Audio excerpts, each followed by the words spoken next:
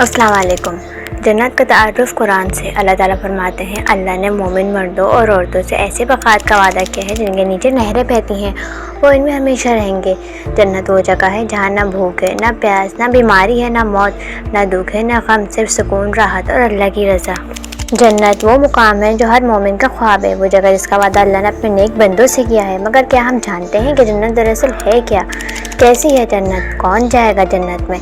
आज हम कुरान हदीस की रोशनी में जानेंगे जन्नत की असल हकीकत। जन्नत के महलात और दरवाजे। जन्नत के 8 दरवाजे हर नेक अमल वाले के लिए मखसूस। जन्नत में हर मोमिन को महल दिया जाएगा जो मोतियों, सोने और चांदी से बना होगा।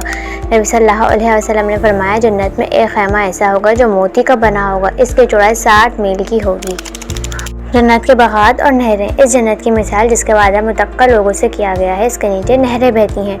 जन्नत की नहरें, पानी की नहरें, दूध की नहरें, शहद की नहरें, शराब तौर, पाक शराब की नहरें, ये सब चीज़ें ऐसी होंगी जिनका दुनिया में कोई तसव्वुर भी नहीं। जन्नत के खाने, मशरूबात और लिबास। जन्नत में हर वो फल होगा जिसका इंसान ख्वाहिश करे, जो खाना चाहे फ़ौरन हाजिर हो। मशरूब ऐसे जो दिल को शिफा दें। लिबास, रेशम, ज़ेवरात, सोने और चांदी के, सब कुछ पाक, खुशबूदार और मुकम्मल होगा।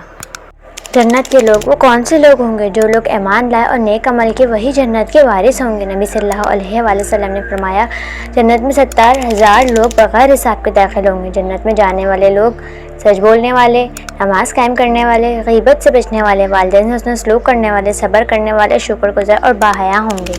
जन्नत में सबसे बड़ी नेमत अल्लाह का दीदार। नबी करीम सल्लल्लाहु अलैहि वसल्लम ने फरमाया, जब जन्नती जन्नत में दाखिल हो जाएंगे तो अल्लाह इनसे पूछेगा, क्या तुम खुश हो? वो कहेंगे, या अल्लाह, तूने हमें सब कुछ दिया। फिर अल्लाह फरमाएगा, अब मैं तुम्हें अपनी रज़ा अता करता हूँ। और फिर अल्लाह जन्नतियों को अपना दीदार कराएगा।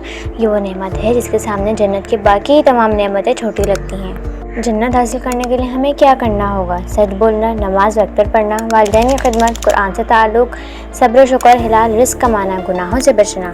दुनिया की ज़िंदगी सिर्फ एक इम्तिहान है और जन्नत हमारा असल इनाम। इसके लिए मेहनत करनी होगी, सब्र करना होगा और अल्लाह के रज़ा के रास्ते पर चलना होगा।